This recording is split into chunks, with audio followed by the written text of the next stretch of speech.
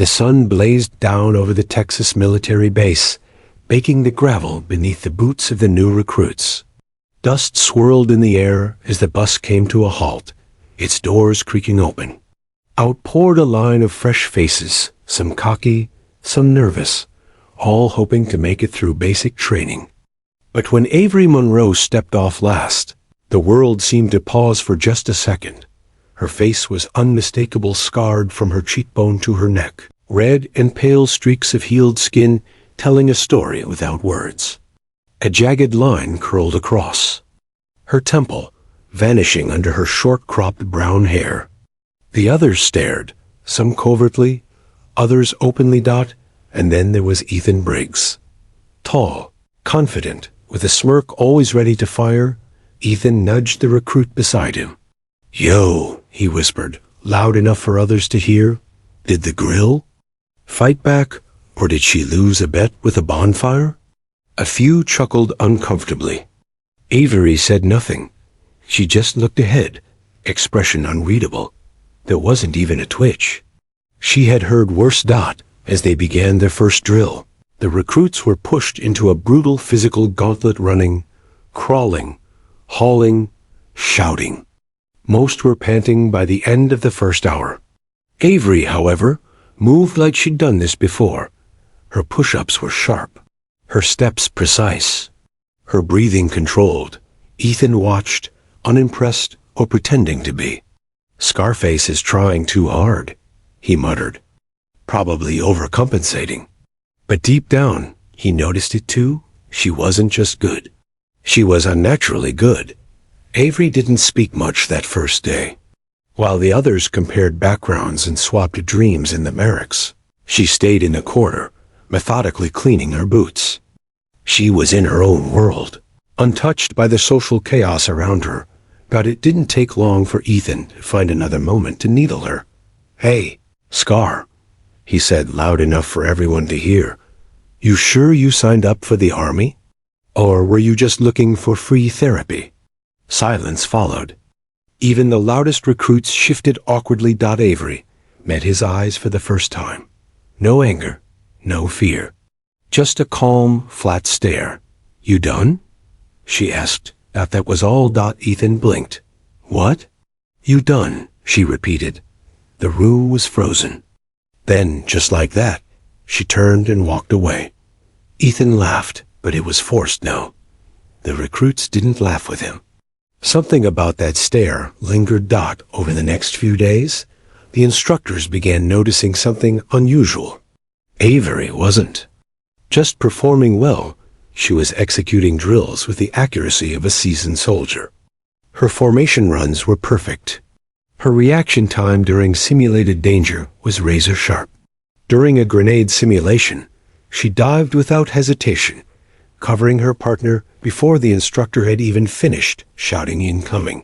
The sergeant overseeing the group, Master Sergeant Hill, took note. "She been in before?" he asked another drill instructor. "No prior record on file. She's clean, enlisted fresh." Hill frowned. "That one moves like she's already seen combat." Back in the barracks, the others grew quiet around Avery. There was curiosity, even admiration, but also distance. She didn't open up, didn't offer answers. And Ethan? He kept up his jokes, but the sting was duller now. It was hard to make fun of someone who made the instructors nod in approval every time she moved. But that didn't stop him.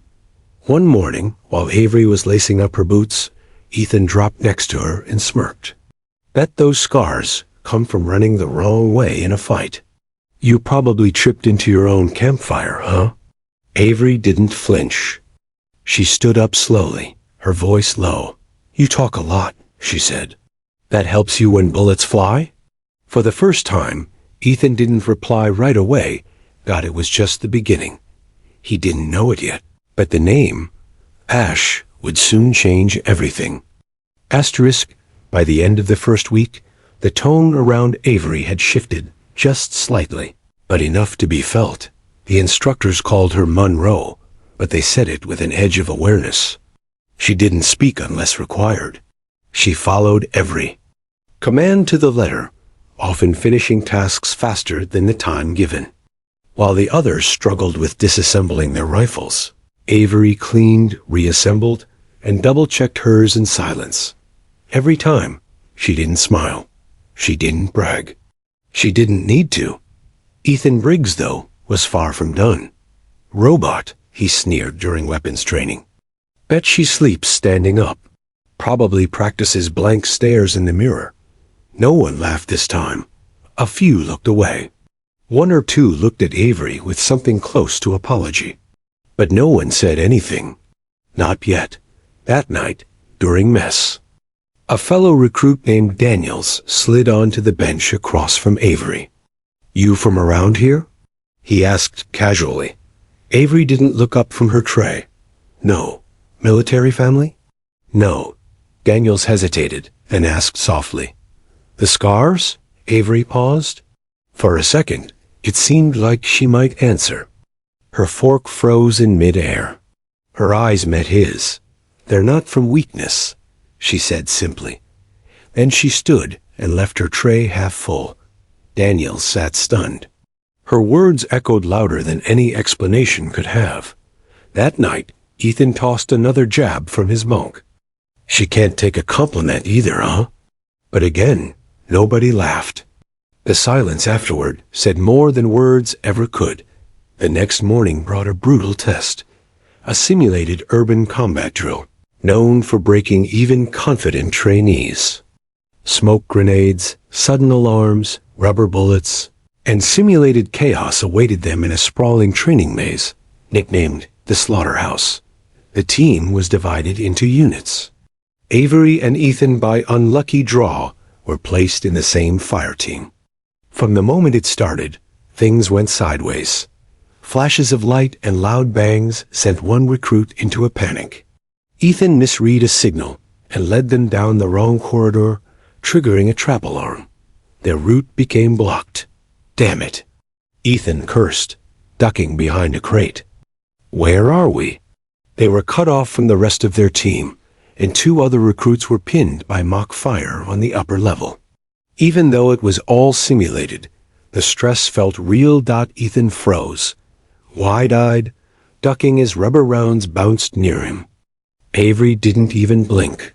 She rolled low, signaled the other two recruits with hand gestures, then sprinted forward, sliding behind a concrete slab.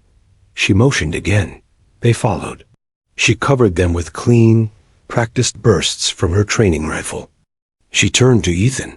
"Move now." He didn't. "Briggs, move." Startled by the authority in her voice, he scrambled after them. Avery led the team through a back stairwell, neutralized two targets in the simulation, and reached the exit point with seconds to spare. When the lights came on and the drill ended, the sergeant's whistle blew loud and sharp. "Monroe," he barked. "How the hell did you manage that maneuver?" "Sir," she said, straightening her spine, "I improvised using prior tactical instructions, sir." The sergeant just nodded slowly, eyes narrowed. "You improvised like a damn corporal." Ethan said nothing. Later, back at the lockers, he finally looked at her differently. He wasn't ready to admit it, but fear had paralyzed him, and she had pulled him through it. Still, the pride in him wouldn't die quietly. He scoffed under his breath. "Lucky break." Avery, wiping down her gear, said without looking at him, "You freeze like that in real combat? People die." Ethan flinched.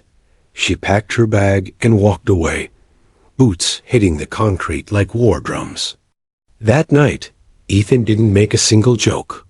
And for the first time, recruits were whispering his name, not hers. They weren't wondering what happened to her face anymore. They were wondering who she really was, and why she fought like someone who'd already survived a war. The morning air was heavy, thick with humidity and tension. After the incident in the simulation, whispers followed Avery Monroe wherever she went.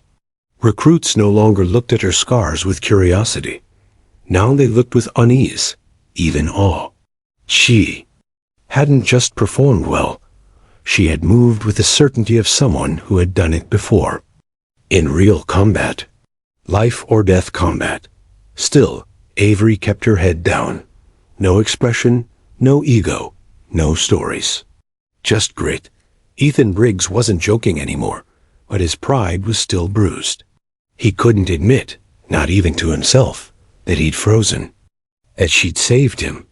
He just told himself she got lucky. That maybe she was some sort of obsessive prepper. But a voice inside him was starting to whisper something else. She's not just another recruit. Later that week, during a weapons malfunction test, fate dealt another blow to Ethan. Recruits were ordered to fire 5 shots, drop to the ground, clear their weapons, and sprint 200 meters to cover. Easy enough, until Ethan's rifle jammed. Mid-drill. Instead of calmly following the procedure, he panicked again, flinging his weapon down and backing away from the line like it might explode. His mistake sent 2 recruits behind him scrambling for cover. Stop. A voice thundered. Lee. Training halted. Master Sergeant Hill stormed forward, furious. What the hell was that, Briggs? You just dropped the weapon on a live field, Ethan stammered, red-faced, sweating. I thought it might fire. You think? Hill snapped. A soldier doesn't think. A soldier knows. That's twice. Now, Briggs, you freeze under pressure and risk your team. He turned to the group, voice sharp. And if it weren't for Monroe during the last drill, you'd still be figuring out which end of the barrel's which. Silence. Ethan swallowed hard. That night, Avery sat alone near the edge of the field under a pale security light. Her fingers moved slowly over the edge of her notebook. She wasn't writing, just remembering. Suddenly, headlights swept across the field. An unfamiliar black SUV rolled in, sleek, government-issued. 2 officers stepped out. And then came the third, General Robert McKinley, a decorated combat leader, known across the Army for his heroism during the war in Afghanistan. Every recruit stood straighter. Murmurs rippled through the group. Why was a general here, unannounced? The instructors quickly formed the recruits into a line. As the general approached, eyes scanned the faces. Then he stopped, dead in his tracks. His stare locked on Avery. Ash, he said. The air left the field like a wind had blown through it. Avery didn't flinch. She simply nodded once. Ethan looked between them, confused. Wait, what did he just call her? The general's voice was suddenly louder, sharper.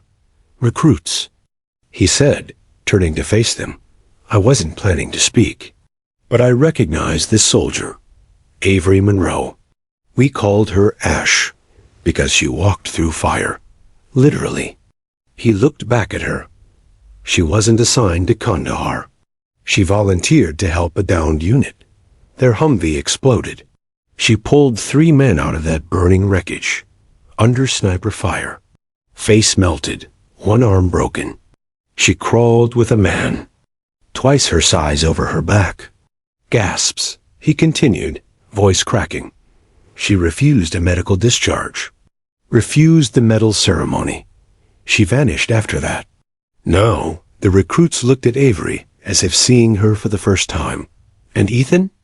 He couldn't speak. The woman he'd mocked, humiliated, underestimated, had more valor in her silence than he'd ever shown in his loudest words. She hadn't just seen war. She was war. McKinley stepped forward and saluted and then, one by one, the recruits began to follow. The general said her name again, firmly this time. Call sign, Ash. And the field went still. Asterisk for a full minute after the general spoke. No one moved.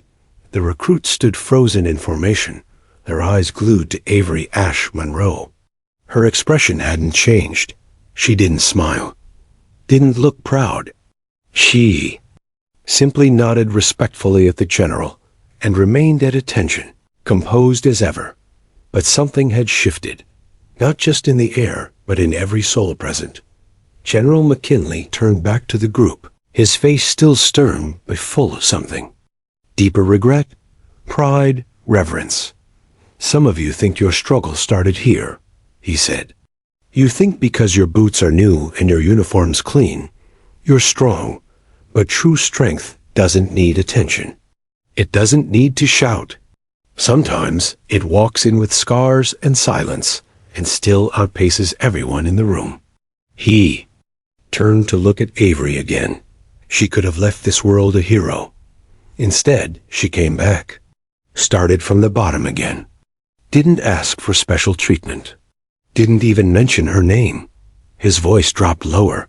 You mocked her face, her silence, her discipline, and you didn't realize you were standing beside a legend. Ethan stood stiff, his throat dry, stomach knotted. He couldn't meet Avery's eyes, not after everything he'd said, everything he'd done. His mind spun through the moment's every jab, every insult, and it sickened him now. When the general dismissed them, the recruits turned slowly. Not one moved toward Ethan. Instead, they approached Avery. Some simply nodded, others muttered quiet apologies. No one dared use her name, only the call sign *Ash. The instructors watched, arms crossed. Even they seemed humbled back in the barracks that night. Silence filled the space. No cards, no jokes, no TV, just quiet. Avery sat on her bunk, cleaning her rifle as always. Ethan stood awkwardly nearby, his bunk just 2 down from hers. He looked at her, tried to find the words, but they caught in his throat. She glanced up once. Something to say? Ethan swallowed hard. I didn't know. She kept cleaning. You didn't ask. He winced. I was a jerk. She paused, then resumed scrubbing the barrel. You were insecure. That stung, but he didn't deny it. Ethan sat on the edge of his bed. Why come back here? You already paid your dues. Avery finally looked at him fully. Her eyes weren't angry, just steady. Because the ones I pulled out didn't get another chance, she said quietly. But I did. And if I'm still breathing, I'm still serving. Ethan nodded slowly, shame painting his face. The next morning brought another surprise. That Master Sergeant Hill assembled the recruits at sunrise. His voice, usually loud and commanding, had a different tone today, lower, more respectful. Today, we take a new lead for morning drills, he said.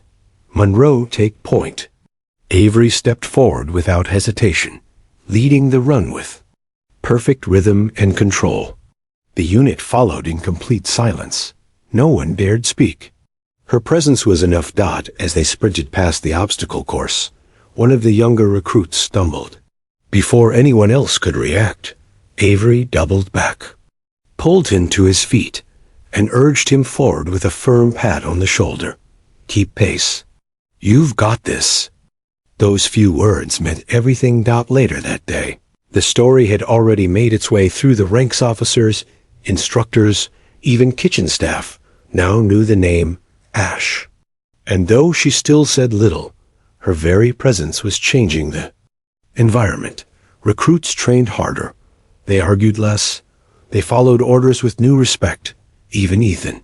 That night, he found himself cleaning his rifle the way he'd seen her do, precise, focused. Not for approval, but because now he understood something deeper. Real discipline wasn't for show. It was for survival. Avery remained unchanged, quiet, committed, but the world around her was transforming. Her scars, once mocked, now commanded. Reverence. And her call sign Ash had become a name that carried weight, not from fear, but from honor. 3 days had passed since General McKinley had spoken Avery's call sign aloud, and yet the base still hadn't gone back to normal. Something had changed in the atmosphere. An invisible shift. The recruits didn't just train harder. They moved with more purpose. Even the most hot-headed among them had grown quieter, more focused. The chatter during chow time was different. Less about home, less about complaints, and more about how to sharpen skills. Improve, endure, All because one scarred woman led by example, not words. Avery Monroe Ash had never raised her voice, but she'd raised the entire unit's standard. Ethan Briggs, especially, was no longer the same man. Where he once strutted through the yard, cracking jokes and looking for attention, now he ran drills early, stayed late, asked questions instead of scoffing. He shadowed instructors, practiced everything twice. And though he never said it out loud, it was obvious who had humbled him, not with anger, but with composure.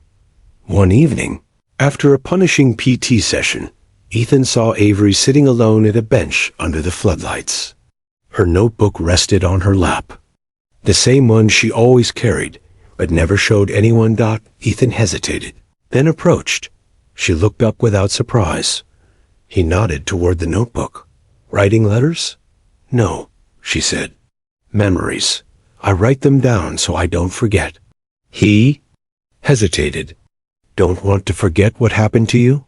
She met his eyes, her tone level. "I don't want to forget who didn't make it." The weight of those words silenced him. Before he could respond, footsteps approached. A man in a captain's uniform stood tall before them, flanked by two officers. He addressed her directly. "Avery Monroe?" "Yes, sir." "You're being called for a meeting. Headquarters, tomorrow, 0600. She didn't ask why, just nodded. Ethan watched as they walked away, his mind racing. The next morning, as the sun cracked the sky, Avery entered the operations building in full uniform. Inside, 3 high-ranking officers and the base commander waited. One of them, Colonel Ruiz, stood as she entered. "Monroe," he began, "your background has officially been reinstated. After the general's visit, your prior record was reviewed, decorated service, multiple commendations, and a heroic conduct citation that never made public headlines." She remained silent. "You never cashed in on those awards. You disappeared from active service. Why?" "I didn't come back for rank," she said quietly. "I came to rebuild from zero." The colonel nodded. "We admire that, which is why we're offering you something rare." He slid a folder across the table. "Fast-track officer training. You'll skip basic protocol. Move straight to OCS. You'll lead, not follow." Avery stared at the folder, and slowly slid it back. "I appreciate the offer, but I'm where I need to be." "You want to remain a recruit?" She nodded. "I didn't come back for stars on my shoulder. I came to teach by doing. If I earn anything, it'll be here, beside them." For a moment, no one spoke. Then, Colonel Ruiz leaned back in his chair. "Your call, Ash. Just know the door stays open." Outside, the sun was rising fast. Avery returned to the yard just in time to see the recruits begin their morning run. She jumped in beside them, without no announcement. No speech, just presence, and that was all it took. Later that week, a military journalist arrived on base after hearing. Whispers of Ash. Photos from Afghanistan surfaced. A quiet hero, a soldier who refused promotion and glory. A woman whose scars stood for something far deeper than damaged sacrifice. The story went viral. Articles poured in. The soldier who came back as a recruit.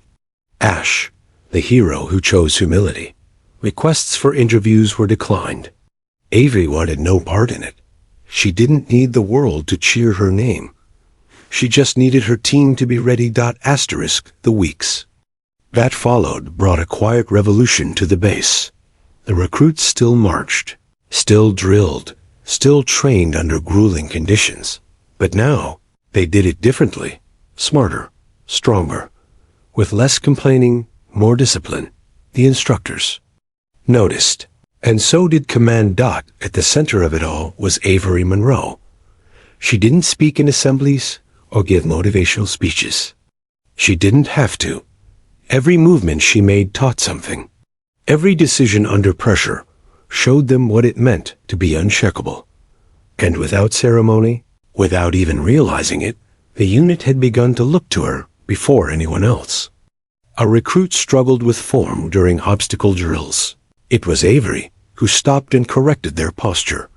When someone was too sore to move after a full gear run, it was Avery who carried half their load and finished beside them. She never said, "You owe me." She simply said, "You finish." Even instructors stepped back and watched her with quiet respect. Master Sergeant Hill, once suspicious of her return, now consulted her in private about unit dynamics. "They follow you because you earn it daily," he told her once. That can't be taught in a classroom. But the one watching her closest was Ethan Briggs. He trained harder than ever, now not to impress her, but because she'd shown him what real strength looked like. She hadn't humiliated him, or punished him, or made him feel small. She had simply outclassed him with silence, and somehow that had stung more than any insult, and he didn't want to be the one who needed saving anymore. He wanted to become someone worth standing beside her. That chance came sooner than he expected. A storm system rolled in that week, and with it came one of the base's most brutal challenges. The Confidence Course Night, trial an infamous full-gear endurance test run during lightning drills and pelting rain. No lights, no dry land, just soaked uniforms. Levantine navigation. Mud, rope climbs, river wades, and the risk of injury in every step. The instructors grinned as they assembled the recruits at dusk. "Let's see what your bodies and your minds can really take." The course began, and chaos followed. Thunder cracked. Mud sucked at boots. More than one recruit slipped face first into ditches and climbed out soaked, panting. Shivering. Ethan was placed in Avery's squad again. He didn't freeze this time. When another recruit rolled his ankle during a descent, Ethan was the first to drop beside him. "Come on," he said. "Up. Lean on me." They moved together through the rain, slow but steady. Avery watched with quiet approval. Later, waist deep in a freezing stream crossing, one of the ropes snapped. A young recruit panicked and began slipping downstream. Before anyone could react, Avery dove in, cutting through the current. She gripped the boy's collar and pulled him toward shore. Ethan sprinted down the bank, grabbed her outstretched arm, and hauled them both back in. For a moment, they locked eyes, both drenched, breathless. "You good?" he asked, gripping her shoulder. She nodded. "You didn't freeze?" "No," he said. "Not this time." By the end of the course, only 3 squads finished without injury or time penalty. Avery's was one of them. When they returned to the barracks, soaked to the bone, the entire squad turned toward her. No words, just nods. Respect earned? Never. Asked for. Later that night, as she dried her gear, Ethan approached. "Hey," he said. "I've been thinking about your call sign." She looked at him, half smirking. "Still not over it?" "No," he admitted. "I just figured out what it means." He paused. "You didn't survive the fire. You became it." She didn't answer, but this time she smiled. News of Avery Ash Monroe had escaped the base. The story was no longer just military whispers. It had reached the public. Journalists wanted interviews. Photographers sought her image. But Avery remained elusive, refusing any spotlight. She wasn't interested in fame or medals. Her mission was simple: to rebuild strength, one recruit at a time. Still, the pressure grew. Colonel Ruiz approached her after morning drills. "Ash, there's interest from Washington. They want to feature you in a campaign about resilience and recovery. It's a rare honor." She shook her head. "No." "Why not?" "I'm not a symbol," she said quietly. "I'm a soldier." Despite her refusal, the military began using her story as inspiration. Flyers appeared on bulletin boards. Videos circulated quietly on internal networks. Avery's scars, once a source of mockery, became a mark of hope for many struggling. with their own battles. Meanwhile, Ethan Briggs was transforming. No longer the cocky recruit teased others. He had become someone willing to admit mistakes and work hard to overcome them. But the path wasn't easy. One afternoon, as the unit gathered for strategy training, Ethan approached Avery. "Can I ask you something?" he said, voice low. She nodded. "How did you keep going after everything? After the fire, the pain, the silence?" She looked at him with steady eyes. "It wasn't about me," she said. "It was about the men who didn't make it, about the ones I couldn't save. I carry them with me." Ethan swallowed hard. That night, he found himself writing a letter home, not boasting about medals or achievements, but about respect, courage, and the lessons learned from Ash. As the days passed, the media storm intensified. Invitations arrived for documentaries, speaking engagements, and even fast-tracked promotions. Avery declined all but one. She chose to stay with the recruits. "This is where the real work is," she told Colonel Ruiz, "not in speeches or headlines." Her decision surprised many, but inspired more doubt at the same time. Ethan faced his own crossroads. One evening, during a quiet moment, an officer approached him with an offer, a leadership track and opportunity to rise quickly through the ranks. But it came with conditions. Leave the unit. Accept a desk job away from the training field. Ethan thought about it long and hard. He looked at the faces of the recruits, especially Avery's. The lessons she taught, not with words but with actions, had changed him. He realized leadership wasn't about titles or comfort. It was about standing beside your team in every hardship. He declined the offer. Instead, he asked to remain on the field, to learn, to grow, and maybe one day, to lead the way Avery had.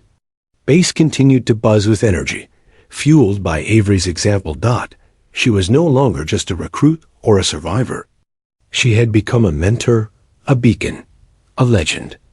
And as the sun set over the Texas horizon, the recruits gathered, united not just by training, but by respect, courage, and the silent strength of a woman called Ash. Asterisk, the day of graduation arrived. Under a sky streaked with pale morning light, recruits lined the parade ground, polished and prepared for the final drill. The air was thick with anticipation and pride. Among them stood Avery Ash Monroe, still quiet, still composed, still carrying the weight of her scars with unspoken grace. Ethan Briggs stood beside her, no longer the brash recruit who mocked, but a man transformed by humility and determination. His respect for Avery ran deep. Today, he was ready to show it. The commanding officer stepped forward, his voice steady and commanding. "Today, we honor those who have proven their strength, resilience, and dedication. But one soldier here stands apart." Avery felt eyes on her, the recruits, instructors, officers. Not all looked at her with awe. Some with disbelief that this woman, scarred and silent, had become the heart of their unit. The commanding officer continued, "Private Monroe, call sign Ash. You returned from battle broken, yet unbowed. You chose to start again, to lead not with rank, but with example. Your courage inspired this entire unit." He stepped forward and pinned a silver medal on her chest, a recognition not just of past heroism, but of the strength she showed every day. The crowd erupted into applause. Avery did not smile, but her eyes glistened. She raised her hand in salute. The recruits, one by one, echoed her. Loud, crisp, full of respect, Ethan stepped forward, carrying her gear, a silent gesture of honor and camaraderie. Later, at the mess hall, the atmosphere was lighter, warmer. The jokes returned, but now with a deeper respect woven in. Stories of Avery's courage were told quietly, reverently. A young recruit approached Avery shyly. "Will you train us next year?" She nodded once. "I'll be here." The scars on her face, once mocked and misunderstood, now symbolized survival, sacrifice, and unwavering strength. They reminded everyone that courage isn't born from perfection. It's forged in fire. God, as the sun dipped below the horizon, Avery stood outside the barracks, looking at the stars emerging one by one. Ethan joined her. "Thank you," he said simply. "For what?" "For showing me what it really means to be a soldier." She smiled softly. "Keep moving forward," she said. "And never forget, sometimes the greatest battles are fought within." The night was quiet, but the legacy of Ashgard silent and unbreakable would echo through the halls of that base and beyond for years to come.